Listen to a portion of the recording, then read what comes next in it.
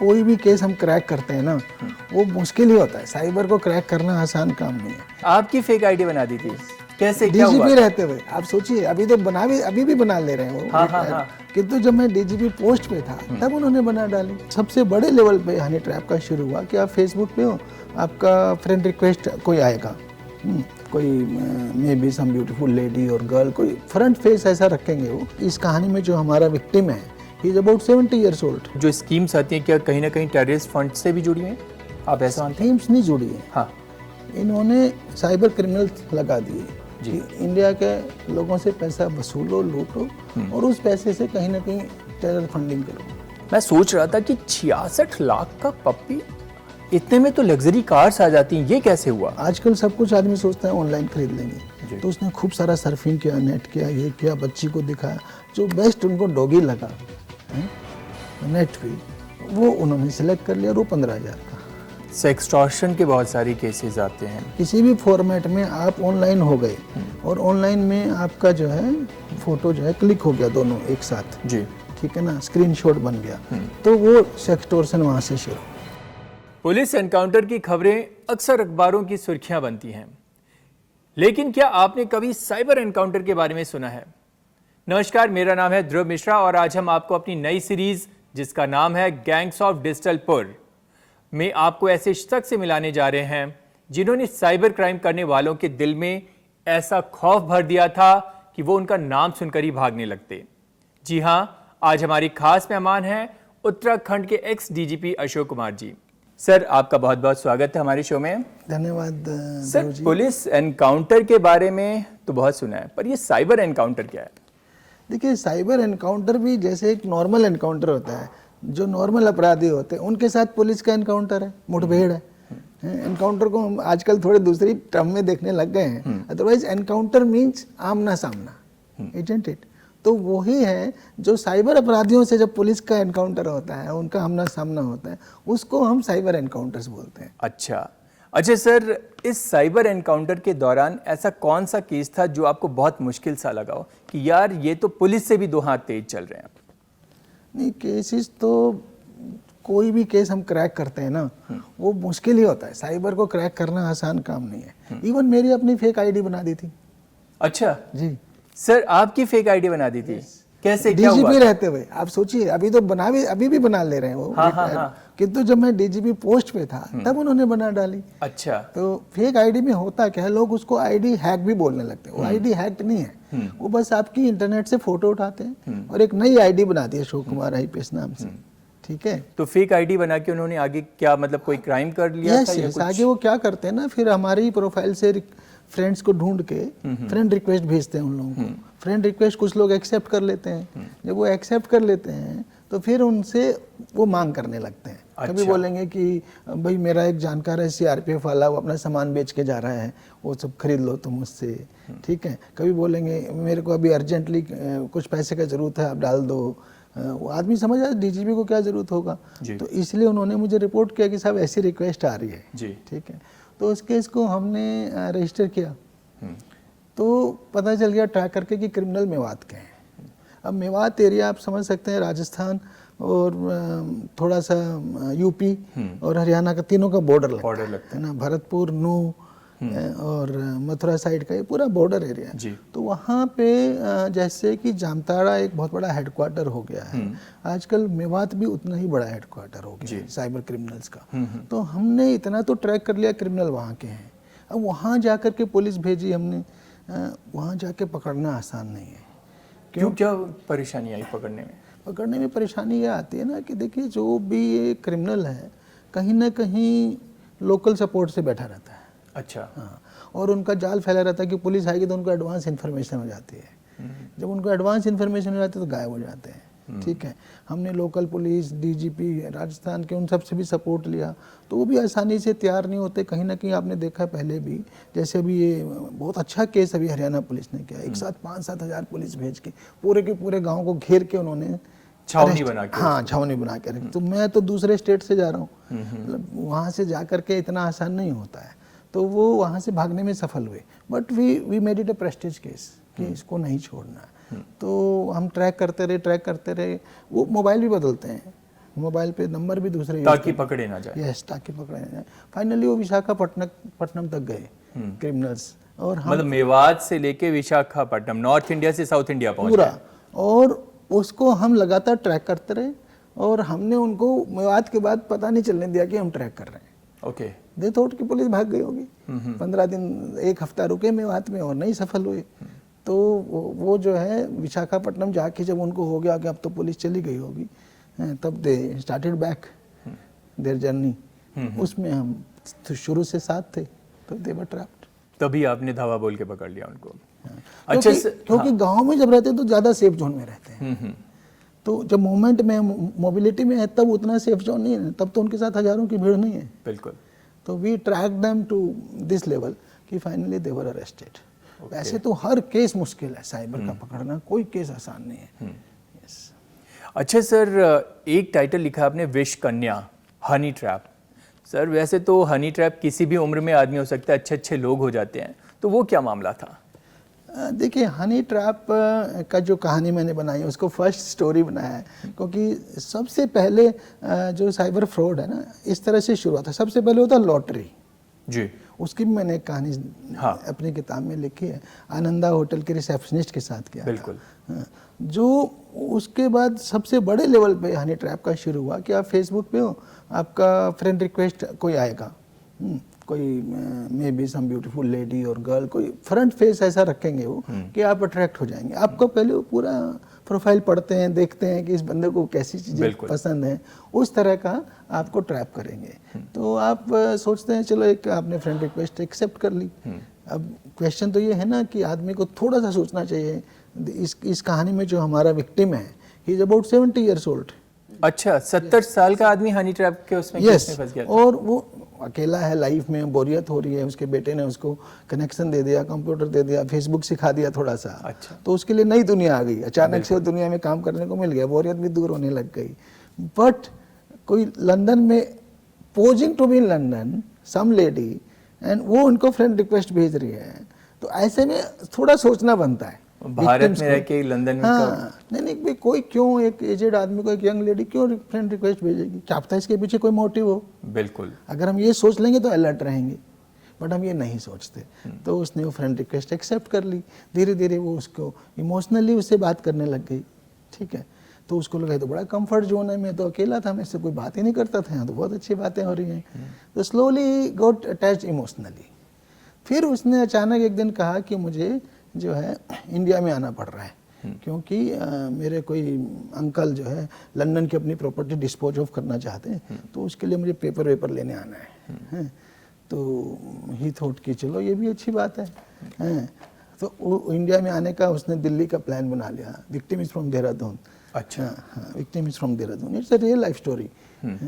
तो जब वो आकर के उसने अपना कोई जो टेम्परेरी एकोमोडेशन होटल टाइप का एक लिया, और ही वॉज वेटिंग कि वो आएगी, तो फ़ोन आता है, लेडी नहीं आते, फ़ोन आता है कि मैं तो ट्रैप हो गई, मुझे तो कस्टम वालों ने पकड़ लिया, और ये नहीं है, वो नहीं है। तो उसी में 4-5 लाख रुपया उससे डलवा लिया। और टोटल डलवाते डलवाते 97 लाख रुपए, 97 लाख रुपया इस आदमी ने खो दिया। तब तक भी, लास्ट तक भी, जब पुलिस ने केस को क्रैक किया, तब तक भी उसको कहीं ना कहीं लगता था कि लेडी रियल है। उसे नहीं पता, लेडी को विश्वास नहीं हो रहा था। उसको विश्वास नहीं हो रहा था। लेडी की जगह कोई नॉर्थ ईस्ट से निकला क्रिमिनल जो आदमी है, लेडी की वॉइस में से बात कर रहा है, या लेडी से बात करवा रहा है, तो उसको बेचारे को पता ही नहीं है कि ये जो है इतना बड़ा मेरे साथ गेम हो गया। लास्ट तक वो यही सोचता रहा कि रियल लेडी आएगी कोई ना कोई। बिल्कुल। अच्छा, कहते हैं लालच बुरी बला है, पर थोड़ा बहुत लालची तो हर आदमी होता है। हर आदमी चाहता है कि मेरे पैसे डबल हो जाएं। ये डबल पैसे करने के चक्कर में 400 करोड़ का फर्जी घोटाला आपने कैसे पकड़ा? ये 400 नहीं, ये 1500 तक गया। अच्छा, 1500 करोड़ का था। जब किताब लिखी थी तब 400 था। अच्छा। हाँ, आज ये 1500 का फाइनली निकला। ओवरऑल घोटाला पूरे देश में हुआ है, और इसके पीछे क्रिमिनल कहीं ना कहीं चाइनीज बैकग्राउंड के हैं। ये बहुत बड़ा स्कैम है, और उन्होंने ये एक ही नहीं, वो रोज नए नए मेथड से आ रहे हैं। इसके बाद फर्जी लोन स्कीम्स निकाली इन्होंने आफ्टर दिस। ये तो टिपिकल पोंजी स्कीम टाइप था। ओके। ये मार्च 21 में जो है गूगल ऐप पे इन्होंने अपना जी ऐप बनाया, power bank app. Power bank, अच्छा, ठीक है, और स्कीम निकाली कि 15 दिन में आपका पैसा डबल। क्या डबल करके देते थे? हाँ देते थे। अच्छा, हाँ आपका भी सवाल है, देखिए आपको लगे देते थे तो क्यों न ले ले। हाँ, हर मतलब आदमी लालच में तो आएगा। होती है। हाँ, बिल्कुल देते थे, पर वो 15 दिन में डबल करेंगे, उसको कन्विंस करने के लिए 15 दिन में पैसे डबल कैसे होता है, तो दे ट्राई टू से कि भाई हम पैसा इन्वेस्ट कर रहे हैं आईआईटीएंस के साथ, आईएम वालों के साथ, अच्छा। जो स्टार्टअप करते हैं ना, लोगों को पता है आजकल की स्टार्टअप में बहुत पैसा बन रहा है। अचानक से आपकी 5 करोड़ की कंपनी की इवैल्यूएशन 500 भी हो जा रही है। लोग तो सक्सेस स्टोरीज देखते हैं ना, ये नहीं देखते कि 99 फेल भी है इसके पीछे, बिल्कुल, है ना। 100 स्टार्टअप शुरू होते हैं तो सफल एक ही या 2 ही होता है, बिल्कुल, ठीक है। तो इसलिए लोग कन्विंस हो गए। तो जो हमारा विक्टिम है जहाँ से हमारी एफआईआर हुई, उसने शुरू में 10,000 रुपये लगाया, 15 दिन में 20 आ गया। अच्छा, अगली बार उसने 50 लगा दिया, बिल्कुल, तो फिर 15 दिन में 1 लाख आ गया। इस बार उसने अपने 10 दोस्तों का भी लगवा दिया, मतलब खुद तो गए दूसरों को भी लगवाया, दूसरों को भी लपेट लिया। 10 दोस्त रिश्तेदार भी, बहुत बढ़िया है पाई, सारा स्टार्टअप्स का पैसा आ रहा है अपने खातों में। सो मार्च से मई तक, मार्च अप्रैल मई, उन्होंने सबका पे किया, अपनी क्रेडिबिलिटी बनाई, और नंबर ऑफ विक्टिम्स बढ़ते गए। पूरे देश में मैं बता रहा हूँ, जून 21 में ये power bank application Google play store से गायब हुई, तब तक 10 लाख लोग इसे डाउनलोड कर चुके थे। 10 लाख लोग, यस। और इसमें 1500 करोड़ का ओवरऑल घोटाला पूरे देश में। सबसे पहले एफआईआर उत्तराखंड पुलिस ने की, फिर बेंगलोर ने की, फिर दिल्ली पुलिस ने की। अरेस्ट सबसे पहले उत्तराखंड पुलिस ने किया, बेंगलोर ने भी किया, दिल्ली ने भी किया। तीनों जगह प्रेस कॉन्फ्रेंस हुई, दिल्ली वाली थोड़ी ज़्यादा हाईलाइट हुई बिकॉज वो कैपिटल में बैठे हैं। और ये सारा गैंग हमने पकड़ा। मैं ये भी बता दूं आपको कि इसका पैसा, जो इसके गेन्स थे, वो क्रिप्टो करेंसी के थ्रू कहीं ना कहीं इंटरनेशनल टेररिज्म की फंडिंग से भी जुड़ा हुआ है। अच्छा, क्या ये मतलब जो स्कीम्स आती हैं, क्या कहीं ना कहीं टेररिस्ट फंड से भी जुड़ी हुई हैं? आप ऐसा मानते हैं? स्कीम्स नहीं जुड़ी है, हाँ, इन्होंने साइबर क्रिमिनल्स लगा दिए कि इंडिया के लोगों से पैसा वसूलो, लूटो, और उस पैसे से कहीं ना कहीं टेरर फंडिंग करो। जी। अच्छा, ऐसे में जिनका पैसा लुट गया है, जो पीड़ित हैं, तो उनका पैसा कभी वापस भी मिला है?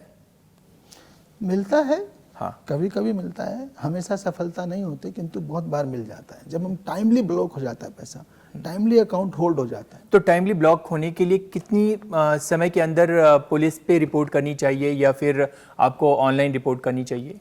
देखिए, हम तो कहते 24 घंटे के अंदर हो जाए तो मिलेगा, पर जरूरी नहीं है ना। अगर विद इन एन आवर हो गया। अच्छा, ये कोई गारंटी नहीं अगर आप 24 घंटे में रिपोर्ट कर दें तो? गारंटी वो नहीं है। देखो, गारंटी ये है कि आपका पैसा आपने डाला, फिर वो पैसा जो है खाते से दूसरे खाते में निकालेगा अपराधी, ठीक है ना, जो बैंक के थ्रू निकालेगा। अगर कई बार वो एक दिन से ज़्यादा समय लग जाता है, कई बार उसका इमीडिएटली 1-2 घंटे में साफ हो जाता है। तो बेस्ट वे इज उसी टाइम अपने बैंक को बताओ, पुलिस कंप्लेंट से ही पहले, साइबर पोर्टल पे कंप्लेंट से पहले, 1930 से पहले, अगर आपका बैंक से डायरेक्ट कनेक्ट है तो वहीं पे ब्लॉक करा दो कि भैया मेरा पैसा कहीं से होल्ड कराओ, मैं पुलिस रिपोर्ट करवा रहा हूँ। That is the fastest way ना।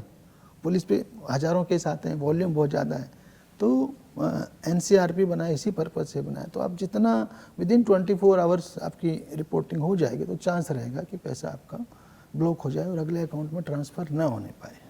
अच्छा, एक घटना आपने बयान करी है कि मैं सोच रहा था कि 66 लाख का पप्पी, बस सर इतने में तो लग्जरी कार्स आ जाती हैं, ये कैसे हुआ? बस ये भी ना, जिसे बोलते हैं इमोशंस, और ये लोग आपका सब कुछ स्टडी करते हैं, पूरी सोशल इंजीनियरिंग करता है साइबर अपराधी जब नेट पे आता है। तो ये एक लेडी की कहानी है, उत्तराखंड की लेडी है, और वो अकेली है, और उसको अपने बेटी से इमोशनल कनेक्ट इस एज में है कि अच्छा सा मेरा उससे बेटी मेरे साथ रहे। तो उसका बर्थडे आने वाला है और उसका सबसे फेवरेट चीज़ है पपी। वो उसे बार बार जो है डिमांड करती थी कि मुझे एक पपी चाहिए। तो इसने इस बार सोचा कि मैं फाइनली तुम्हें खरीद के दूंगी। तो आजकल सब कुछ आदमी सोचता है ऑनलाइन खरीद लेंगे, तो उसने खूब सारा सर्फिंग किया, नेट किया, ये किया, बच्ची को दिखाया, जो बेस्ट उनको डॉगी लगा है नेट पे, वो उन्होंने सेलेक्ट कर लिया, और वो 15,000 का है। 15,000 के बजाय 66 लाख रुपए बस कर लिए। वो साइबर क्रिमिनल्स धीरे धीरे धीरे धीरे पहले बोला तो कि ये साइबर क्रिमिनल्स क्या एक आदमी की साइकोलॉजी स्टडी करते हैं? उसका पूरा प्रोफाइल पढ़ते हैं जी। पूरा सोशल इंजीनियरिंग करते हैं। वो उसके ग्रुप में कौन कौन है, वो कैसी पोस्टें डालती है या डालता है, कहाँ उसका मतलब इंटरेस्ट किधर को है, आप समझ गए ना। जी। जैसे आजकल आप एक चीज़ सर्व करते हो कि मेरे शोल्डर प्रॉब्लम है, तो आपको सारे शोल्डर के वीडियो आने लगेंगे अचानक। ये सब एआई से हो रहा है। ऐसे ही उसको जो अपराध जो आदमी है, अगर पपीज को वो कर रही होगी सर्च, तो उसे पता है कि इसका इंटरेस्ट इधर है, ठीक है ना। फिर अपना टॉप सर्च में वो डलवा लेंगे through SEO, search engine operation जो आते हैं, ऑप्टिमाइजेशन, तो उसके थ्रू वो टॉप में आ जाएंगे। जो क्रिमिनल हैं, जो जेन्युइन सेलर हैं, वो पीछे हो जाएंगे। ये लोग अपने को टॉप में कर लेते हैं। तो उस साइकोलॉजी के थ्रू ये लोग आपको फंसाते हैं, आपकी पूरी सोशियोलॉजी, साइकोलॉजी सब पढ़ लेते हैं, आपके सारे इंटरेस्ट, कहाँ आप जाते हैं, कहाँ किसको विजिट करते हैं, क्या क्या सर्व करते हैं, कहाँ कहाँ आपको देखना है, वो सारी पहले से स्टडी की होती है। तो वो 15,000 के डॉगी से शुरू होता है और फिर धीरे धीरे कि मेरा तो इसमें पैकिंग का इतना पैसा लगेगा, फिर इंश्योरेंस का इतना पैसा लगेगा, हैं। और साइकोलॉजिकली ब्लैकमेल कर करके आपसे। अफ्रीका से दिखाया, क्रिमिनल अफ्रीका का है इसमें। अच्छा, अफ्रीकन नेशनल अफ्रीकन क्रिमिनल हमने इंडिया से पकड़ा है। तो कि वहाँ से आ रहा है, फिर बोला ट्रांसपोर्ट होके, फिर बोला फ्लाइट में उसका प्रॉब्लम हो गया, उसमें एक्स्ट्रा इंश्योरेंस चाहिए, ऐसे ऐसे करके 1 लाख 2 लाख डलवाते रहे। फिर इंडिया में पहुँच गए, बोले इंडिया में कस्टम अथॉरिटीज़ ने पकड़ लिया, हाँ, तो अब इसको छुड़वाने के लिए 2 लाख चाहिए, 5 लाख चाहिए, ऐसे ऐसे करके 66 लाख रुपीज़ तक पहुँच गई। तब उसकी आंखें कहीं अचानक उसने पुलिस में रिपोर्ट किया कि ये सब फेक हो रहा है। तब तक आदमी को समझ ही नहीं आता, सोचता रियल है सब। सेक्सटॉर्शन के बहुत सारे केसेस आते हैं, तो एक्चुअली में उसमें क्या होता है? देखिए, सेक्सटॉर्शन के बहुत सारे फॉर्म्स आ गए हैं, ठीक है। पहले सेक्सटॉर्शन क्या था पुराने उसमें, जो हनी ट्रैप की कहानी आई, हनी ट्रैप में क्या करेंगे, the girl on the other side, mostly it used to happen with males, ठीक है, will take off her clothes, ask you to take off your clothes, ठीक है, आप कर लिए। चैट थोड़ा और आगे बढ़ गए, ठीक है ना, चैटिंग में थोड़ा सा आप सेक्सुअल टॉक्स करने लग गए। टेक ऑफ क्लोथ होने के बाद पिक्चर क्लिक हो जाएगी, फिर वो ब्लैक। तो ये क्या वीडियो कॉल्स के थ्रू होता है या फिर आपके व्हाट्सएप या फेसबुक पे भी ऐसा? के थ्रू भी पॉसिबल है, ये व्हाट्सएप के थ्रू भी पॉसिबल है, वीडियो कॉल के थ्रू भी पॉसिबल है। किसी भी फॉर्मेट में आप ऑनलाइन हो गए और ऑनलाइन में आपका जो है फोटो जो है क्लिक हो गया दोनों एक साथ, जी, ठीक है ना, स्क्रीनशॉट बन गया, तो वो सेक्सटॉर्शन वहां से शुरू। ओके, ठीक है ना, कि एक्सटॉर्शन था ना, हाँ, ब्लैकमेलिंग, पैसा आप एक्सटोर्ट कर रहे हो किसी से, बिल्कुल, उसी के साथ सेक्स टर्म जुड़ गया तो सेक्सटॉर्शन हो गया। ओके। उससे भी पहली स्टेज में रियल में भी कभी कभी विमेन आ जाते थे। अच्छा। और फिर आपने रियल में मिले आप लोग और फिर उसका फोटो बना लिया, फोटो वीडियो बना लिया, आपका ब्लैकमेलिंग शुरू। यहाँ पे क्या है कि वुमेन इज ऑल्सो रियल। इस केस में जो ऑनलाइन है, हाँ, ऑनलाइन वाले में कुछ कुछ हो रहा है और उसके बाद आपने उसको वो कर लिया, क्लिक कर लिया। अब लेटेस्ट एक फॉर्म और आई, आप कुछ भी नहीं कर रहे हो। अच्छा, कोई इसमें तो मिस्टेक हो रही है ना, बिल्कुल, आपने कुछ एक्सेप्ट किया, मिलने का किया या ऐसी बातें शुरू की। बिल्कुल, लेटेस्ट ट्रेंड एक शुरू हुआ कि आपने कुछ नहीं किया, बस एक व्हाट्सएप वीडियो कॉल उठा ली, अनजान वीडियो कॉल। हाँ, कई बार मेरे फोन पे भी वीडियो कॉल्स आई हैं अनजान, बट मैंने अभी तक उठाया नहीं। बहुत डेंजरस है। अच्छा, कभी कभी अनजाने में मैं 20 काम में लगा हूं, मैंने उठा लिया, फिर क्या होगा, तो उधर से एकदम से न्यूड वुमेन होगी, ओके, हाँ, तो उसका स्क्रीनशॉट बन जाएगा, फिर आपका ब्लैकमेलिंग शुरू। अच्छा, गलती से उठा लिया हो किसी ने और फंस गया हो, तो फिर ऐसी सिचुएशन में क्या करना चाहिए उसे? कुछ नहीं, इग्नोर। जब आपको उसको पता है आपने कुछ ब्लैकमेलिंग गलती करना नहीं- शुरू कर दें तो फिर करता रहे आप वो अपने सोशल मीडिया पे डालेगा ना, हाँ। आप भी डाल दो, ओके, आप उसे पहले डाल दो, मैंने तो गलती से कॉल उठाई थी, कुछ भी नहीं है। तो ये ये आपने तो कपड़े नहीं उतारे हैं, उस तरफ दूसरी साइड से कपड़े उतरे हुए हैं, ठीक है ना? बिल्कुल, बिल्कुल। हाँ, अब ये इसमें एक फॉर्म हो रहा है, यंग लड़कियों के साथ मैंने नोट किया। हल्द्वानी में एक केस आया मेरे सामने कि यंग गर्ल्स जो हैं, जो सर्फिंग करते हैं, उनको रिवर्स किया। कैसे?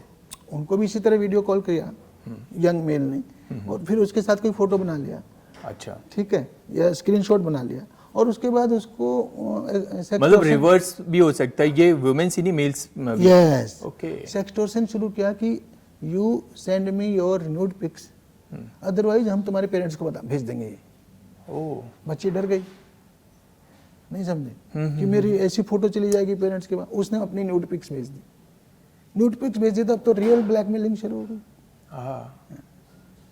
है ना जी। उसको उन्होंने और जोड़ दिया। तो भाई बच्चे से गलती हो भी जाए तो पेरेंट्स से क्या डरना, पेरेंट्स तो मेरे अपने हैं ना, बिल्कुल। हमेशा मुझे ही साथ देंगे। यू टेल देम कि मेरे साथ क्या हो रहा है। बाद की स्टेज पे आए फिर वो पुलिस में, तो ये और पुलिस ने केस सॉर्ट आउट किया। भी फाइनली पुलिस ने केस सॉर्ट आउट किया। बट मतलब ये भी एक फॉर्म से एक्सटॉर्शन का शुरू हुआ। सेक्स के नाम पे जो एक्सटॉर्शन है, इट इज कॉल्ड सेक्सटॉर्शन। एक रिटायर्ड आदमी था LIC से, पिथौरागढ़ के रहने वाला, उसने मुझे किसी रिटायर्ड चीफ सेक्रेटरी के थ्रू अप्रोच किया just before in my last tenure of DGP। Okay. तो उन्होंने कहा अशोक, एक बड़ा मेरा जानकार फंस गया है, तो उसका कुछ हेल्प करो। देन ही टोल्ड मी कि ऐसे ऐसे 45 लाख रुपया, सारा रिटायरमेंट का A to Z benefit LIC का 45 लाख चला गया इसी तरह के उसमें, जबकि उसकी कोई गलती नहीं थी। उसने बस एक अनजान वीडियो कॉल उठाई थी। 45 लाख खोने के बाद वो पुलिस के पास आ रहा है, पहले ही आ जाते भाई। बिल्कुल बिल्कुल सर। वो क्रिमिनल मथुरा, यही मथुरा भरतपुर के निकले। ऐसे ही एक वाकया कुछ ऑनलाइन ट्रेडिंग का हुआ था और आपने मेंशन कर रखा है कि आपने कैसे उस स्कैम को खुलासा किया था, पर्दाफाश किया था। देखिए, मेरी जो किताब है साइबर एनकाउंटर, जिसकी 13 कहानियाँ हैं, 13 की 13 कहानियाँ एक अलग अलग तरह का साइबर क्राइम लेती हैं जो हो रहे हैं जी। ठीक है, और उसमें कैसे हम विक्टिम फंसता है, कभी अनजाने में, कभी लालच में, ठीक है, कभी, है ना, उस तरह से फंसता चला जाता है। और फिर इसी तरह से ये जो केस है ऑनलाइन ट्रेडिंग का, आदमी यहाँ भी इस लालच में आ जाता है कि स्टॉक्स की बजाय ऑनलाइन ट्रेडिंग में जाने कितना पैसा है, क्यों इंटरनेशनल मेटल्स में आपको जो है ट्रेडिंग कराएंगे और आप 10 गुना पैसा बनेगा, ठीक है। और उस जाल में फंस गया विक्टिम।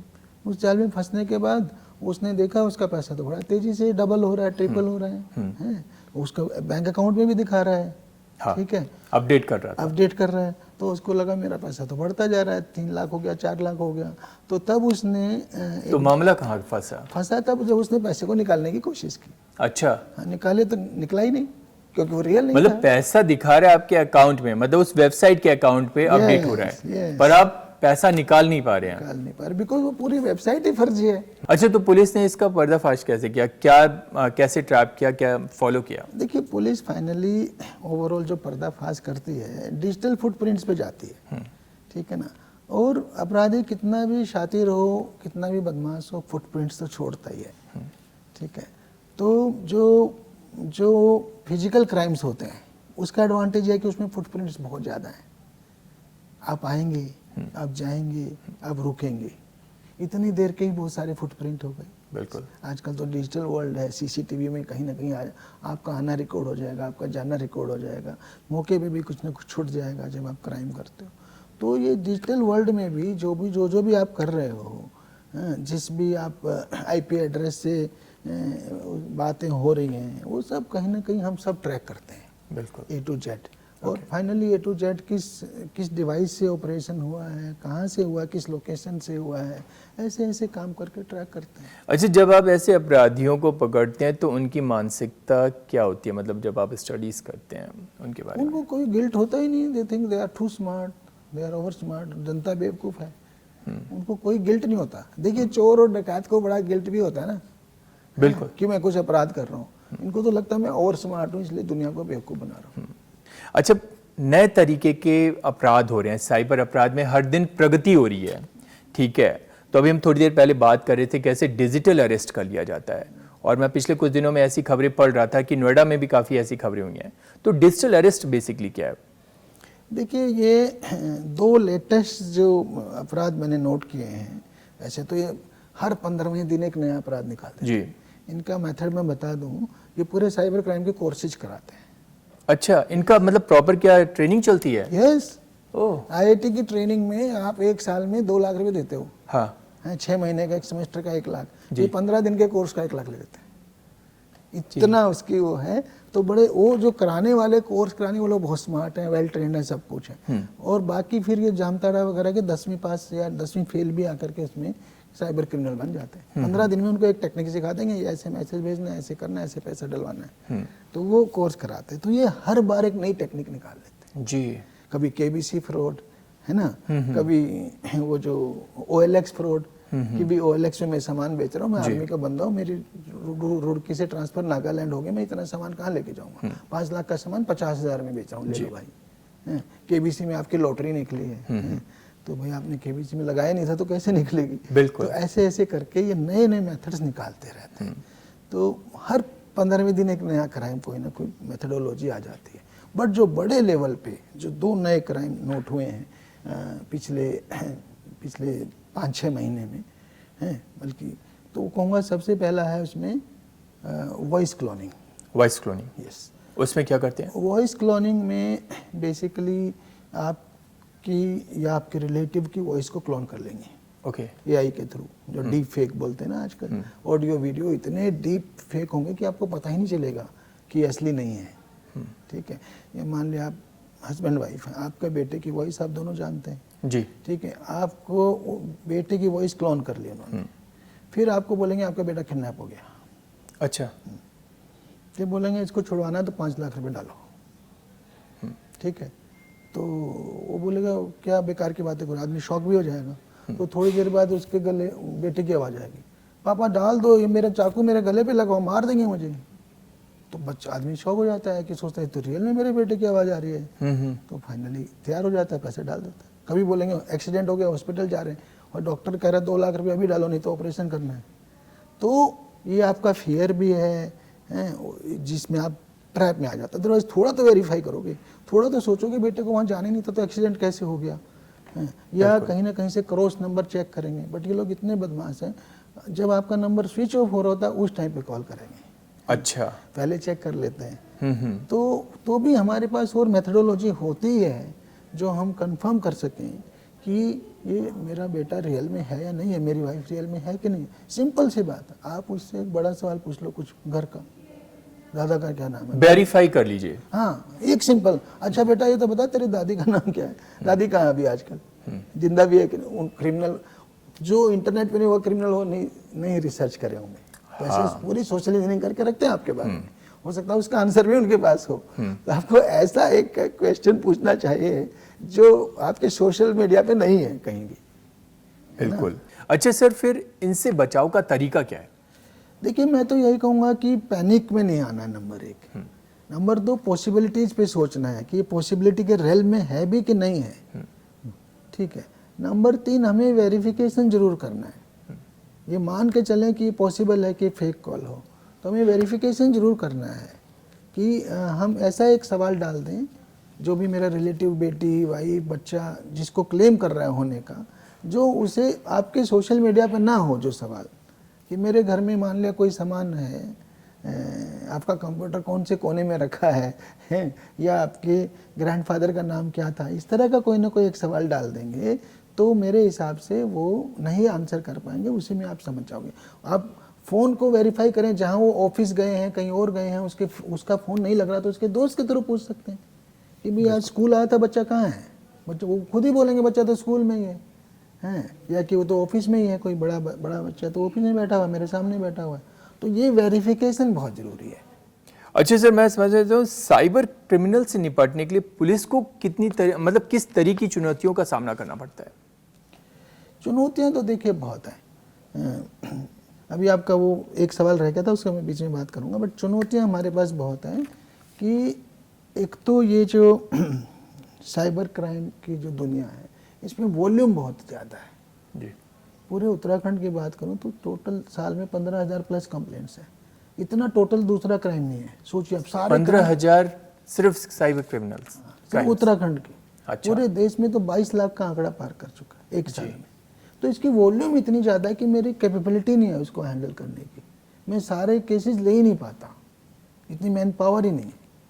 तो हम प्रायोरिटी के केसेस लेते हैं जहाँ पे बड़ा फ्रॉड हुआ हो, या जहाँ पे किसी महिला के साथ, लड़की के साथ किसी बहुत ज़्यादा कुछ इमोशनली बहुत बड़ी चीज़ हो रखी हो, साइकोलॉजिकली बहुत बड़ी चीज़ हो रखी हो, या किसी के साथ सेक्स बुलिंग हो रही हो, तो वो सबको प्रायोरिटी पे लेते हैं, तो प्रायोरिटी केस कर पाते हैं। एक तो ये बड़ा चैलेंज है वॉल्यूम, 20-22 लाख केसेस में से फिल्टर करना पड़ता है पुलिस फिल्टर करती है पुलिस और प्रायोरिटी केस करती है, सारे नहीं कर पाती है।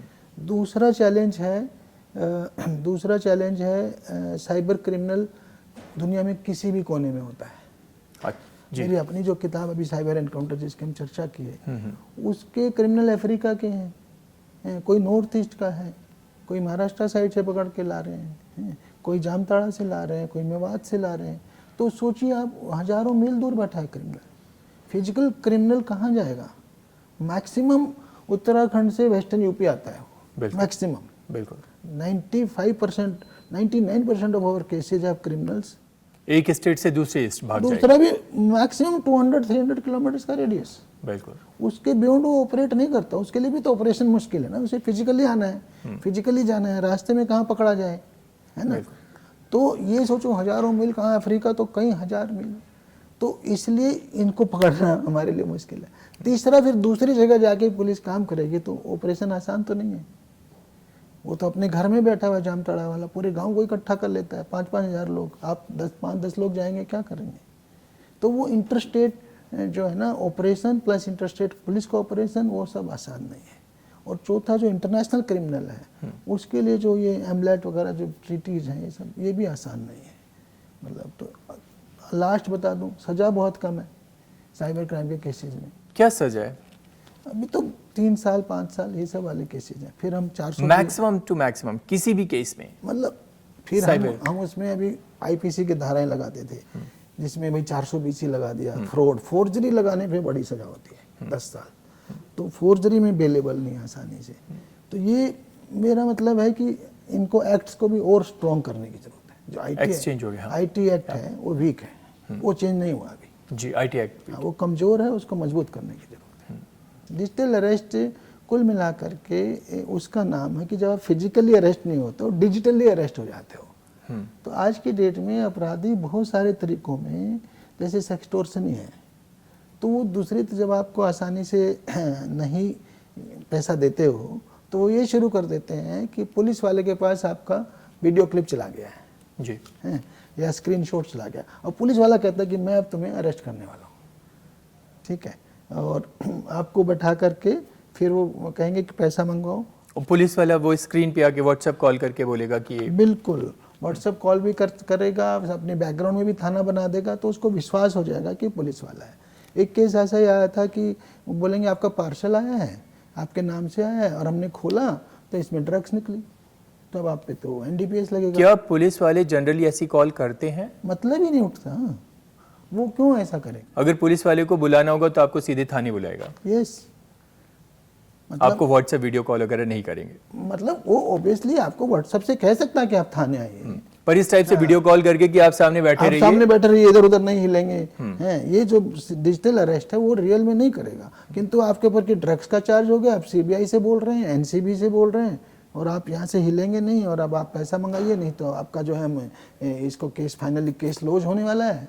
आप समझ गए कि अभी एफआईआर हो जाएगी, फिर तो आपको कोई बचा नहीं पाएगा, या कि आपका कोई वो है ऐसा वीडियो है जिससे आप परेशानी में आ जाएंगे, वो यूट्यूब पे चला जाएगा, या हमने इसका एफआईआर दर्ज हो जाएगी। तो वो एफआईआर के डर से कहेंगे पहले पैसा मंगाओ, पहले पैसा ट्रांसफर करो, नहीं तो नहीं उठने देंगे, नहीं तो ये काम हो जाएगा। तो this is called digital arrest. ये नए नए तरीके से, मतलब वो दसियों। और ये साइबर अपराधियों के पास हमारा डेटा कैसे पहुंच जाता है सर? देखिए डेटा तो क्या डाटा बिकता भी है? डाटा, सारा डाटा बिकता है। अच्छा। जो डार्क वेब है, हाँ। उसकी दुनिया में सारा डाटा बिकता है, और इतने सस्ते में बिकता है, हम इमेजिन भी नहीं कर सकते। अच्छा, $1 में आपको पूरा डाटा बिक जाता है, किसी का भी एक्सेस कर सकते हैं। हजारों, क्योंकि वो हजारों में देते हैं डाटा, तो उनके तो $1000 हो गए। तो डाटा आपका बिकना बहुत आसान है, और बिक ही रहा है। अगर मैं अब मेरे फोन में जो भी है वो एक्सेस हो सकता है। मेरे फोन में जो भी डाटा है, आपका फोन नंबर जैसे है ना, अचानक कॉल आती है, क्यों आ रही है?